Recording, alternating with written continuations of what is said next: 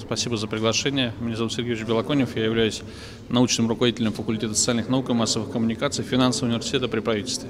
Представляю здесь финансовый университет. Наша структура – одна из тех организаций, которая участвует уже не первый год в укреплении взаимодействия между Россией и африканскими странами. Мы были одним из соорганизаторов общественного форума, который проходил 1,5 года назад в Москве с участием многочисленных делегаций из Африки. И он предшествовал, кстати говоря, тот большой саммит, который прошел в Сочи в конце прошлого года.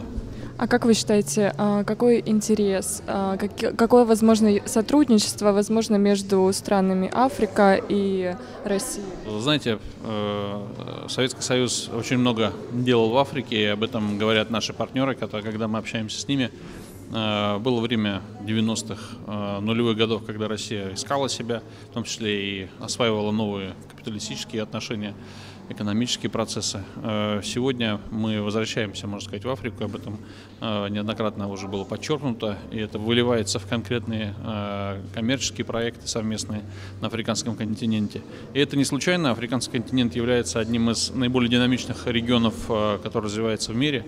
Да, действительно, там есть в ряде стран проблемы, но есть ряд стран, которые уже довольно развиты и имеют серьезные экономические показатели и масштабный нереализованный потенциал. Вот вокруг совместных проектов по развитию Африки и взаимного сотрудничества России и Африки выстраивается наш диалог. А финансовый университет в том числе и думает о том, как обеспечить кадрово эту работу.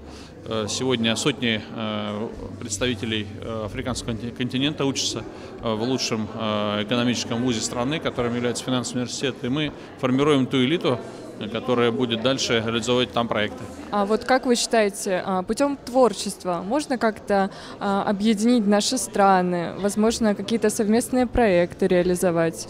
Вы знаете, безусловно, творчество – это та платформа, которая увеличивает доверие. А доверие – это то, на чем строятся политические и экономические процессы. Поэтому без творческих проектов никуда, безусловно. И я думаю, что та выставка, которая проходит здесь, и те культурные события, которые инициируют наши коллеги, представленные здесь, это все является очень важным.